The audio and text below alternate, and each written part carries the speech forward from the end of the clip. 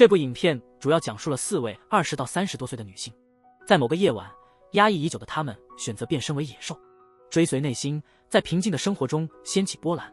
故事的第一位主角是27岁的小申，她与男友同居3年，生活平平无奇。那晚，小申想为爱情加点火，主动邀男友暖床，但男友以工作疲惫为由拒绝了，这让小申非常失望，一个人去厕所冷静下，看着镜中的蜡黄脸色，小申不禁思考自己是不是不够有魅力，导致男友提不起劲。洗手间出来，小申就收到老友阿直发来的聚会邀请。那一刻，7年前的美好时光涌上心头。小申和阿直是无话不谈的朋友，阿直泡妞不顺时总会找小申帮忙。这次屡败屡战的阿直决定烟花会后再向女神表白，但他请小申一起去踩点，却被拒绝。就在两人打闹抱在一起时，得知内情后的花花公子聪太开始出主意。他觉得只要女孩同意单独见面，就等于已经赢了。没想到阿直突然爆料，他其实还没约到女神。听后大吃一惊，想到两人渐渐变得生疏，想修复友谊的小爽答应了聚会邀请。聚会那天，平时一样和阿直拥抱，毫不犹豫。阿直却躲避起来，提醒小申要注意。这一下气氛立刻尴尬了。幸亏聪太及时赶到，简单几句话就化解了尴尬。3人坐下来聊天，聪太给小申和阿直送了红包。得悉花花公子聪太决定收心，众友分送拥抱祝福他。聊到婚事，聪太调侃小茹的率真，说要是小茹更性感些，早在学生时代就在一起了。小泽戏称要当场脱衣，秀出性感身材，吓得阿直目瞪口呆。显然阿直思维直如其名。聚会散后，聪太先走了。不想回家的小申提议和阿直去别的地方续摊。聊天中，阿直得知小申中成为了幼儿园老师，很高兴帮他实现成为老师的梦想。紧接着，小申不禁问阿直自己是不是变老了。阿直不假思索的夸奖，让平静的小申心里泛起波澜。这时，一辆自行车突然冲出，阿直本能地抓住了小申。这种温暖的触碰，让小申看阿直的眼神更加深情。阿直忍不住了，他向小申倾诉自己交不到女友的难处，认为是因为他和小申太亲密了。话刚说完，阿直意识到失言，找个借口急忙离开。看着阿直的背影，一直希望被需要的小申追了上去。不多说，带阿直进了酒店。为了抒发积压已久的感情，小申故意没提自己有男友，放纵自己沉浸在阿直的柔情里。接情后，男友的电话突然响起。阿直看到电话上的名字及小申的闪烁表情，立刻明白了一切，直接离开酒店。电话在响，小申随口撒谎，敷衍了事。挂掉电话，小申泪流满面，知道一切将恢复原状。此时32岁的惠梨正在与比他小8岁的下属连健在酒吧饮酒。2年间，惠梨一直面对连健这位颜值爆表的小鲜肉频繁表白，他只能在心里不断提醒自己，我们相差8岁，我绝对不能动心。即便这样，惠梨无论高兴还是伤心，总是找连健一起喝酒。第二天，连健见到惠梨和一个年长的高层亲切交谈，嫉妒的在旁边大声讲他理想中的对象就是惠梨。尴尬的惠梨只好一再强调2人的年龄差，希望连健能明白爱情和对领导的仰慕的区别。晚上喝酒时，连健直接问惠梨是不是更喜欢成熟的人。得到拒绝后，连健不依不饶，又问惠梨能不能考虑把他作为男友候选。因为难以接受2人年龄差，惠梨躲进洗手间冷静情绪。惠梨回到座位时，连健一脸失落地问道，我对你表白那么多次，难道你一点感觉都没有吗？此刻心里的小鹿乱撞，惠梨却依旧摆出一副冷漠的样子，把责任推给连健，认为他总是把喜欢和交往挂在嘴边，只是开玩笑，实在不应该当真。这番话彻底冷却了连健的热情，他最后一次向惠梨表白，并说将不再干扰他。惠梨没想到会这样，急忙追上连健。一抱之下，惠梨忍不住向连健吻去。那夜，惠梨放下严肃面具，她决定听从内心，勇敢去爱。惠梨后来知道酒吧里的一切是连健的策略，开始担心这只是一场昙花一现的恋情。第二天，连健的体贴平复了她的不安，她犹豫了很久，最后决定在连健出门前确定他们的关系。连健宠溺地看着小心翼翼的惠梨说道，我2年前就开始追你，想做你男友了。惠梨听后立马摆出女友的样子，羞涩地提醒连健上班路上要小心。门一关，32岁的惠梨仿佛变回了16岁，满心期待这份甜蜜的恋情。相较而言，29岁的小森就没那么浪漫。晚餐时，小森和男友阿亮在常去的烧烤店吵架，因为假期去不去迪士尼争执不渝。阿亮认为迪士尼是个永远不腻的梦幻国度，小森则更想找个静静的地方待着。阿青看准了小森总是迎合别人的习性，肯定会答应他的要求，于是就打算按小森的意思办。结果小森临时改主意要去迪士尼，让阿青尴尬至极。旁边的大厨真丝看出端倪，特地邀请他们尝试新菜，美味帮助他们缓解了紧张的气氛。3个月后的一天，不想结婚生子的小森与阿青因此吵了起来。情绪激动之际，小森却低声说，如果阿青想要家庭，他可以认真考虑一下。这话让阿青彻底失控了，他不想让小森总是迁就自己，所以提议分手。阿亮原以为这能激起小森反抗，没料到小森竟然欣然接受。失望的阿亮有些生气，提醒说，我说分手了，你至少也该伤心一下吧。一直压抑自插的小森不希望阿亮因提分手感到内疚，所以勉强笑着接受了分手。这让阿亮更确定小森并不适合自己。1周后，失恋的小森独自一人去烤串店散心，却意外看到阿亮和新女友在亲密互动。小森无法承受这一情景，匆忙离开了，嘴里不停念叨着不行不行，不会不会。小森想给阿亮发条消息核实这件事，结果写来删去，始终没发出去。之后依然念念不忘的小森又回到烤串店，从真丝那儿得知阿亮已经换了女朋友。常说酒后仇更深，小森很快就喝到烂醉如泥。第2天早上，小森在离开前，真丝叮嘱他以后想吃烤串就等到关门后再来，这样就可以完全避开阿亮。第2天晚上，没人陪的小森想起了真丝之前的话，又来到关门的烤串店，淋漓尽致的借酒消愁。两人断断续续的喝酒聊天，小森突然失控痛哭。原来小森依旧放不下阿亮。几杯啤酒后，真丝突然对小森表白，我知道现在说这个不太合适，但我一直很喜欢你。面对突然的表白，小森一时语塞，只能呆呆的表示感谢。没想到真丝突然握住了他的手，这一刻渴望被爱的小森紧握住了真丝的手。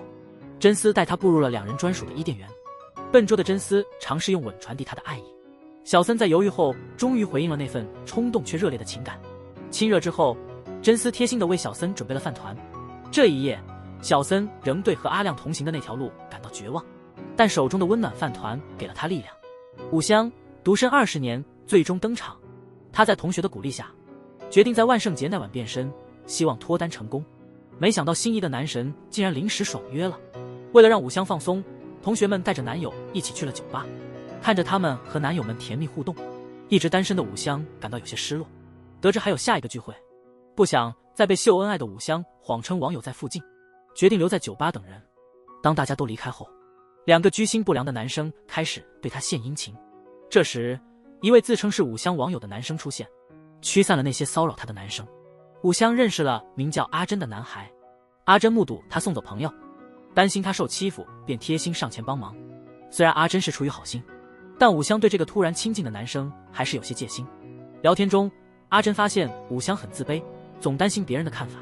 他大方称赞武香的可爱，还告诉他要像他一样活出自我。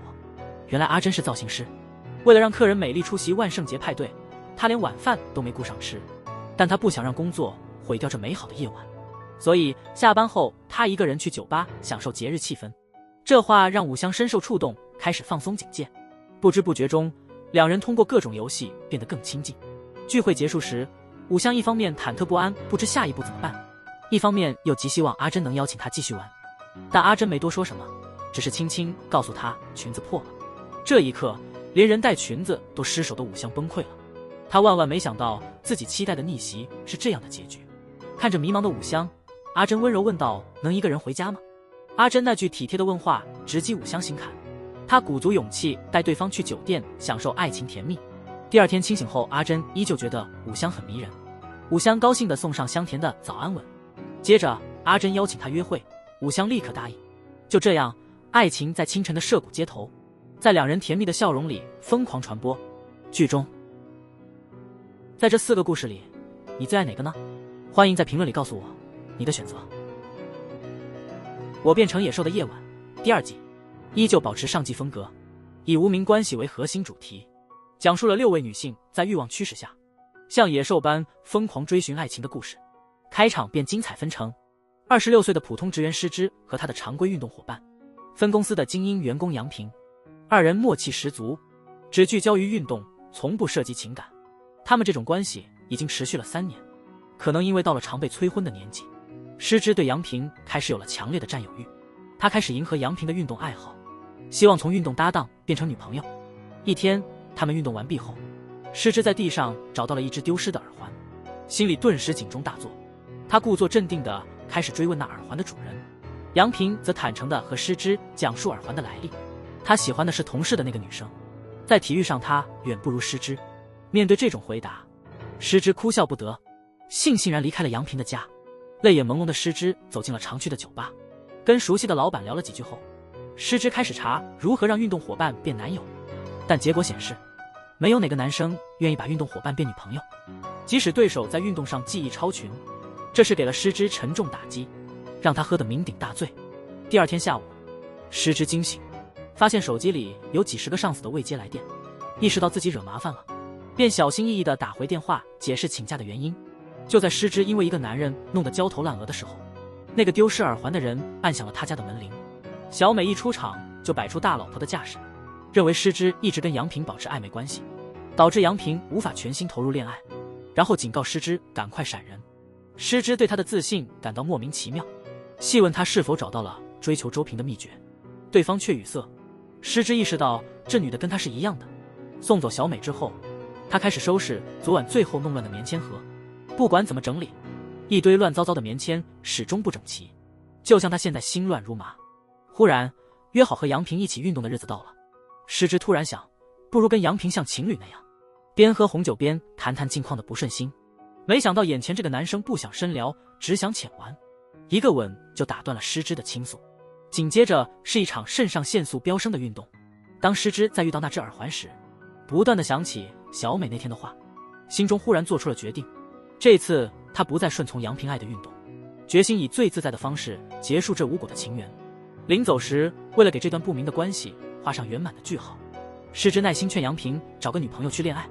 他那句只要遇到喜欢的就会谈，让师之心中所有的不甘和委屈全都爆发了。为了那段曾委曲求爱的自己，也为还傻傻等待对方回应的小美。第二个故事讲述了一段暧昧的友情。女主角李莎和她从高中开始就形影不离的知己启泰，两人常常一起喝酒、聊天、抱怨。最近李莎对启泰的感情开始变了，为了不损害他们的友谊，她选择了隐忍不言。那晚李莎跟后辈小游逃离了无趣的联谊，一起去喝酒。急于摆脱单身的小游说道，他周围找不到男生能求助，这让李莎想到了总是马上回消息的启泰。于是三人一起出去聚了聚。启泰那种温柔的性格很快吸引了小游，看着他俩畅所欲言，李莎感到心中一阵酸楚。聚会结束之后，李莎心里不愿，但还是让启泰送小游回家，然后他自己一个人去了常去的酒吧喝闷酒。喝多了的李莎给小游发了2条消息，一条是确认对方是否安全到家，另一条则是邀对方下次一起喝酒。他清楚自己这么做不是真的关心，而是想探究对方对启泰的真实感受。整晚等待，小游却未曾回复，李莎彻底放弃了通过小游获取信息的想法。就在那时，接到启泰的消息，约他明晚见面，说有事讨论。这时候李莎想起了启泰和小游之间的互动，误以为是想谈论与小游的关系，心情颇为低落。第二天夜里，两人相遇，毫无准备的李莎不停地用别的话题中断启泰，郁闷的启泰没法表达，只能把话咽下。后来在送李媛回家的路上，接到小游的电话，这通电话让整晚压抑的李莎情绪爆发了，没多想就阻止了启泰接电话。从李莎的反应中，启泰感受到了一丝嫉妒，于是亲吻了李莎，然后开始倾诉多年的情感。李莎不愿再错失机会，决心听从自己的心，冲破所谓的友情限制。故事的第3段展示了职场小白和风云人物的恋情。姚湘在一家房产公司当文员，他自卑，有社交恐惧，他在公司渐渐被边缘化，不被人记挂。即便心里不满，他也只能想象着怎样狠狠地训斥对方。他以为自己的生活会一直这样平静，然而一位名叫阿木的男士却让他的世界完全改变。阿木从大阪的分公司调过来，是个顶尖的销售精英，负责清理公司那些未完成的项目。他上任的第1天，就靠着超强的社交能力让姚湘意识到了自己的不足。他和这个人简直是2个世界的。晚上，姚湘为同事选了接风餐厅，自己却留下加班，躲避那些没必要的社交。阿木却将小吃特地打包给还在加班的姚湘。姚湘感到一阵温暖。俗话说，没有免费的午餐，自然也不会有免费的宵夜。阿木请姚湘帮忙做销售搭档，因为不善电脑的他需要个电脑高手，姚湘是公司里最合适的人选。自卑的姚香从不认为擅长电脑是长处，见阿木那么认真拜托，他也难以拒绝。他说会仔细考虑后再回复。阿木预感姚香大概会拒绝，就抢先请领导发布合作命令，这让通常不敢反抗的姚香感到无奈。阿木还不给姚香缓冲时间，直接拉她去外面跑业务。为了让姚香显得更职业，阿木建议她去商场让店员帮忙打造职业装。姚香难抵店员的花言巧语，直接上演了个被骗大戏。因为钱包瘪瘪的姚香失落万分，阿木答应先帮姚香垫付这笔钱，等到把所有房产卖掉后，姚香可以用自己的提成来还钱。阿木的承诺让姚香重振旗鼓，充满干劲地投入到接下来的销售中。1年后，最后一栋房子也卖出去了，阿木和姚香的合作暂时结束了。晚上，阿木特地错过了庆功宴，留下来送一直忙到最后的姚香到车站。姚香给了他1叠钱，此举让阿木想起1年前他替他垫付的场景。阿木拒绝了这笔钱，并真心感谢姚香1年来的支持和帮助。此时姚香说了一句：“其实功臣是你。”这话让阿木回想起大阪分公司的旧时光。阿木有个像姚香一样靠谱的搭档阿南，尽管2人共同取得了成绩，却只有阿木被表彰，这让阿木变得有点浮夸，甚至有些自视甚高。直到和姚香相处后，他才发现合作本就需要互补。现在他即将返回大阪，决定要和阿南一起同甘共苦，像之前与姚囊合作那样。听到这里，姚香心跳突漏了一拍，没想到和阿木的告别竟这么突然。望着阿木远去的身影，他内心满是不舍。此刻他不再空想，而是决定听从内心，用一个热烈的吻挽留眼前的他。故事的第4段，主人公花音从东京辞职回老家休假，他刚下火车就意外碰见了儿时玩伴小优。如今的小优承接了家中的酒铺，今天的派送工作已完成，小优请花音一起走路回家。途中2人聊起小时候的有趣经历，也谈了谈各自的前任近况，还谈论了现在的工作，就是没提到自己的感情生活。小优在这期间得知花音之所以突然回来，是因为他辞职离开了东京追梦的生活，担忧他心情可能不佳，便邀他晚上到家里喝酒。喝了几杯酒后，花音突然问小优高中时有没喜欢过他，可能是完全放下了。小优非常坦诚地谈起了那份旧情。那时的花音始终梦想着去东京，他对异地恋敬而远之。接着花音试探性地问如果他留下会怎样，小优的回答意味深长。在青春懵懂时期，他们还能干些什么？仿佛在补偿青春的遗憾一样，2人去了曾和前任一起来过的偏僻乡下的那家情侣酒店。原本以为他们进了酒店就会火花四溅，谁知道却像初次上学的小学生一样拘谨，只好并肩坐着继续聊。为了打破尴尬，2人又喝了几杯。趁着酒意，花音开始讲述她为何辞职。原来是花音在咖啡厅工作时，老板曾邀请她去酒店玩扑克，答应花音打完扑克就给她开一间咖啡厅。花音一直梦想在东京拥有自己的咖啡店，因此她犹豫不决，最后还是理性取胜，她坚决拒绝了老板的提议。回到了家乡，小优不知道该如何安慰她，沉默了。花音明白这沉默是小优的同情，对自己坚持到底感到安慰。紧跟着，花音主动对小优展开追求，表达了长久压抑的爱意和情感。这一晚，2人都展现出年轻时期的激情，为迟来的爱火添了把柴。热情过后，花音的手机突然响起，是妈妈的来电打断了他们的甜蜜。这时候正要走的花音突然看到小优手机屏保是个小男孩，意识到小优已婚还和他纠缠不清，气愤地给了对方一个耳光，然后离开了酒店。小优急忙跟在花音后头解释他是单亲爸爸，还有他妻子出轨的事。他还真诚地因为没早说对花音道歉。知道了这些后，花音已经不那么生气了。此时2人又恢复了以往的样子，一边吵吵闹闹，一边向家走去。故事的第5段发生在花音梦寐以求的东京。女孩小芝通过交友软件认识了帅气的大男孩阿佑，2人第一次见面那晚就迸发出强烈的情感，情况一发而不可收拾。阿佑正式向小芝告白，让小芝觉得自己非常幸运。2人没交往多久，就迎来了他们的第一个圣诞节。平安夜那天，阿佑得回老家参加葬礼，但他答应小芝圣诞当天会回东京陪她。沉醉于爱河中的小芝没多考虑，兴奋地策划圣诞夜的计划。小芝的姐姐大芝担心妹妹在约会软件上找的男友不可靠，专门邀她到自家咖啡店闲聊。听说妹妹的男友圣诞夜得去葬礼，不能陪妹妹，大芝觉得这里有问题。她觉得没人不看老黄历，就选圣诞这天办葬礼。嘱咐小芝圣诞夜要视频确认，确保男友真的去了葬礼。小芝听姐姐这么一说，立刻心乱如麻。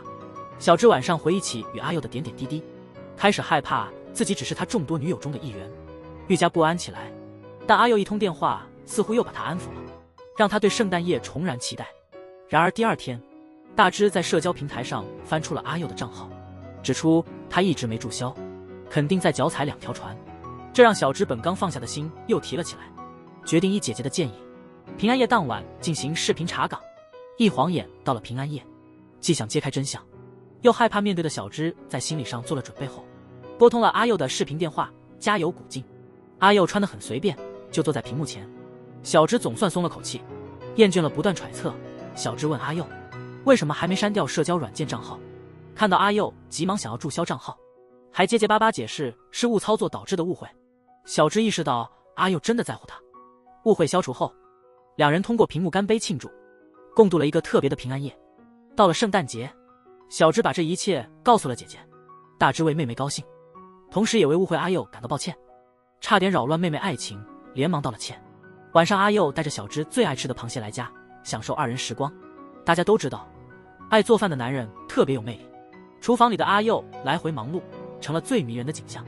小芝情不自禁地紧抱阿佑，亲了又亲，就像是螃蟹都不能填满他爆满的欲望。与此同时，故事的第6段主人公小春刚从公司圣诞聚餐结束，准备回家。他在电梯遇到了交往1年半的同事真田。小春明知真田有家室，却还是忍不住想越线。这次他决心要戒掉这个男人，坚决拒绝了共度良宵的邀请。回家后，小春在楼下碰到了蹲守的前男友阿顺。从他们的对话中可以看出，阿顺和小春虽然已分手，但一直没断过联系。阿顺也知道小春曾介入真田的婚姻。当阿顺知道小春跟真田分手后，他又开始想追求小春，不停地纠缠他。小春又能给他买焦糖布丁为由，把阿顺给支走了。紧接着，小春接了真田的电话，电话那头居然是真田的老婆。他要求小春别再接近真田。最让小春吃惊的是，真田的老婆下月将要生孩子。小春彻底傻眼了，他从未料想他眼中的不道德恋情，对真田而言不过是婚姻生活的点缀。小春透视了男人的虚伪，为自己增的举动感到好笑。这时，阿顺又带着焦糖布丁来敲小春的门，两人边吃布丁边像朋友般闲聊。小春还顽皮地提出，让阿顺把布丁上的焦糖挖给他吃。聊得投入时，阿顺好奇他当初为何选择他，但最终还是分开了。小春轻松地说出，因为春天很快就过去。小春和阿顺也一样，显然这个回答没能说服他们，让气氛变得很尴尬。为了缓解尴尬，阿顺便把话题转到他送的圣诞礼物，是小春一直想找的绝版书。作为书迷的小春非常知道这本书多难找，担心收不了这么贵，重的礼犹豫着没敢接。阿顺说是偶然在旧书店发现的，小春还是半信半疑。一直热情的阿顺开始觉得自己的感情好像只是单相思，没兴趣了，正准备走。小春看到后马上抱住了阿顺，并且热烈地吻了他。他也不明白自己为什么这样做，他决意要留下听从心声的阿顺。热情消退后，小春又变回平时的冷淡，目送阿顺离去。然而看到阳台上阿顺留给他的焦糖，意识到无论如何都要让阿顺留下。他不惜一切追上一直最重视他的阿顺，认真地解释了昨晚为何要选阿顺的原因。因为你是阿顺，所以选了你。故事结束。总的来说，这一季没第1季那么打动人。不知道你们看完后最爱哪个故事？带给大家超期待的热门日剧《我变成野兽》第夜晚第3季，不该爱上的对象。单看这个主题就，这一季绝对是系列最佳，能否大获全胜，拭目以待。故事开启，首位出场是小慧，结婚3年但一直未孕。在过去半年里，丈夫的不闻不问让想当妈的小慧心情低落。这时，一条来自晚辈阿航的信息唤起了小慧婚前的回忆。3年前，即将结婚的小慧还在居酒屋打工，和可爱的同事阿航关系非常好。尽管他已经订婚了，小慧一直没把阿航偶尔的直率表白当回事。直到他离职的那一天，阿航认真而严肃地向他表白，让一直以为对方开玩笑的小慧措手不及，断然拒绝了他。从此以后，小慧步入婚姻后全心投入到丈夫身上，与阿航彻底绝了联系，往事就此落幕。时间来到了夜晚，小慧热情地迎接了应酬回来的老公，提议继续计划造人。但丈夫表示想洗澡睡觉，显得有些不耐烦。就在此时，小慧又收到阿航的消息，便开始聊天。当对方说想单独见面，小慧考虑到自己是已婚人士，马上打住了这个话题。第二天是周末，见丈夫心情不错，便提到大学好友生了2胎，巧妙的提议和丈夫一起生孩子，却被丈夫拒绝了。伤心的她请求一起去医院做个全面检查，以便彻底放弃希望。老公不愿在这件事上多纠缠，独自离开了。小慧一气之下找到阿航，来缓解心头不快。2人聊天时，阿航故意表露出对小慧的情意。小慧虽感尴尬，却灵机一动，立刻发短信告诉老公今晚会晚归，希望他着急并嫉妒。看到老公消息已读不回，小慧心里冷如寒冰。常言道开弓无回头，小慧带着心事与阿航聊到深夜。期间，阿航察觉到她心神不宁，体贴的选择不揭穿。他强调随时都可以当备胎。为争取最后机会，阿航建议用剪刀石头布决定他们的未来。如果阿航赢了，小慧会和他一起去酒店；如果输了，阿航就只能把小慧送到车站，两人道别。小慧虽嘴上说不要，却全身心地投入到这场游戏。正如所料，常被誉为猜拳新手的阿航输掉了比赛。那一刻，小慧心中突然涌起一种奇妙的冲动，她非常渴望得到这位温柔男子的爱抚。阿航则甘心做她的备胎，这是她的承诺。小慧愧疚感爆表。画面切换，她回家准备向丈夫坦白，意外的丈夫不再冷漠，主动开启了心扉。她因为一位不孕的上司而自我怀疑，害怕问题出在自己身上，所以一直回避和小慧亲近。现在那位上司终于当爸了，她想和小慧再尝试一次。话音刚落，丈夫冲动地吻上小慧，强势地展开了他的造人大计。事后，小慧回想起今晚所经历的一切，屏蔽了阿航的联系方式，结束这一夜的纵情。同样是在工作中遇到的奶狗，小花和奶狗诗雨的故事要比小慧甜蜜多了。他们是在咖啡餐吧打工时的同事。诗雨长得帅，会说话，情商高，非常受女性顾客欢迎。为了吸引女客人，增加餐吧收入，诗雨还学了一套卖萌技巧。就因为这样，每次诗雨用卖萌的方式向小花表白，小花总是提醒自己别做白日梦，冷冷地把诗雨拒之千里。对此，诗雨感到很困惑，她不知道该如何才能够成为小花心目中的理想男神。那一天，连续被面试拒绝的小花收到了一家大公司的决赛面试邀请，她既激动又不免紧张，担心又会失败。旁边的诗雨了解情况后，鼓励她要勇敢面对，然后撒娇地逼小花拉钩，约定面试成功就一起庆祝。在那一刻，小花感动了，露出害羞的笑容。迅速，诗雨和女顾客的亲密互动，把小花心里刚升起的甜蜜扫清，让她意识到之前的拉钩和鼓励可能只是诗雨无意的套路，不能认真。很快到了公布面试结果的一天，失望的小花显得很沮丧。看到这样的小花，诗雨立刻送出一个灿烂的笑容，想帮她驱散心中的忧愁。没想到小花把这当成施舍看待，气愤地说不要拿招待客人的虚情假意对待她。这番话通过员工休息室并不隔音的墙壁传到了大家里。反应过来的小花意识到自己惹祸了，赶紧为刚才的失言道歉。诗雨不忍看小花独自面对客人的指责，在众人面前承认自己却有用小策略招揽顾客，但对小花一直是认真的。这种毁誉参半的表白，让钟爱他的顾客大失所望，也令餐吧的生意陷入困境。下班后，诗雨和小花向老板正式道歉。好心的老板没有怪罪他们，认为一开始允许他们靠卖萌赚钱就是自己考虑不周，希望将来能与他们一起找到更好的赚钱方法。老板离开后，小花和诗雨立刻向对方道歉。小花没想到一时说话不慎就把诗雨和餐吧推入困境，对此诗雨依然宽容，只觉自己无力，没能及时安慰小花，给她足够的时间自我调整。诗雨匆匆告别后自己走出了餐吧。等小花情绪完全平静准备回家时，看到诗雨还在寒风中等着，一问才明白，诗雨担心她一个人在餐吧有事，所以没离开。爱情在心中沉睡许久后终于觉醒，一系列热烈的吻带给冰冷的诗雨温暖。未来小花或许会面临挑战，但诗雨会用她的笑容全力支持小花。第3个故事讲述旭芳从乡下到东京的奋斗。她胆小，不敢和公司的美女们交流，常常独自一人吃饭、工作和看视频，下班就直接回公寓，偶尔和妈妈电话聊天，听妈妈不断的催婚，让她耳朵都起茧了。浏览妈妈寄过来匹配对象的档案，与平平无奇的旭芳比起来，邻居小龙简直是另一个世界的人。纹身师小龙在家里开了工作室，经常吸引女客前来。看到小龙频繁地接待各种女性，旭芳猜测他可能是做特殊行业的，加上小龙身上时隐时现的纹身，让旭芳感到不安。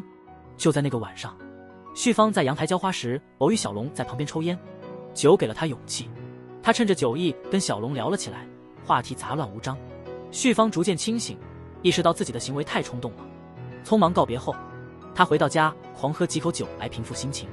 第二天，在相亲失败后，旭芳满脸不高兴地回家，正好碰到刚买酒回来的小龙，他一言不发就哭了起来。路人可能会误以为那叔叔在欺负小女孩，小龙有点无措，只好变身为疗愈酒保，并给旭芳端上啤酒帮她解忧。这期间，小龙并没有深究旭芳为何伤心，只是轻描淡写地劝她别再去那让人伤心的地方。话毕，小龙注意到旭芳穿得很少，体贴地帮她披上外套，以免她喝醉后着凉。这种暖心行为让旭芳感到，这个外表不良的男人隐藏的善良。第二天，出了点小意外，完全失忆的旭芳在小龙家沙发上醒来，误以为对方有不轨企图，直接冲出门外。下一秒，旭芳想起昨晚所发生的事，尴尬地转身感谢小龙，为误解他而感到抱歉。小龙的宽容令旭芳感到困惑，他问他为何这般对待自己。一段微妙的沉默之后，犹豫的小龙让旭芳去上班，晚上来他家聊聊，可能是茶觉到了他的真心。今天的旭芳显得更加主动大胆。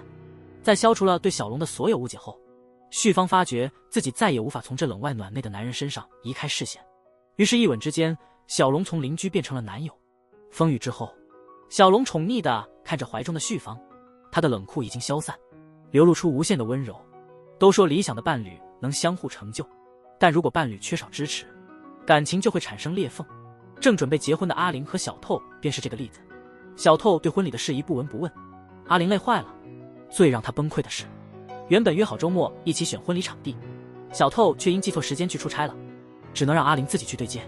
心情不好的阿玲下班后去了他经常光顾的酒吧放松一下，跟他关系不错的酒保阿木说起了心里的烦恼，还提到他曾经短暂喜欢过善解人意的阿木，觉得这样的人才是理想的伴侣。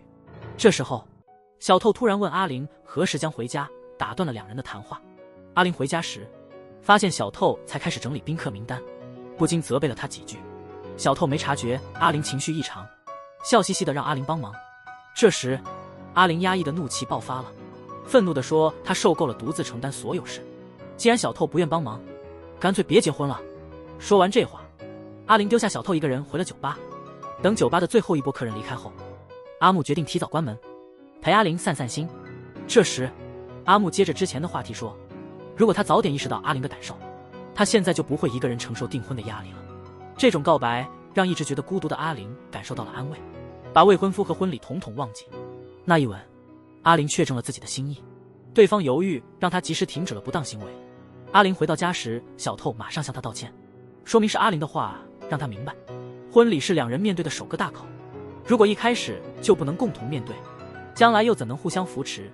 听到这话，阿玲心里五味杂陈，热情地吻了一下，然后她和小透再三核对婚姻登记表后递交，正式结为夫妻。剧中，感情中只要一方努力，问题就会浮现。这种时候，寻找新欢并不是合适的解决办法，关键在于沟通和面对问题。此外，相比于前2季简单的放纵，这一季编剧更强调了一点，放纵其实是一种勇敢和释放。希望现在看视频的你们都能勇敢爱。今天的视频就到这，谢谢大家。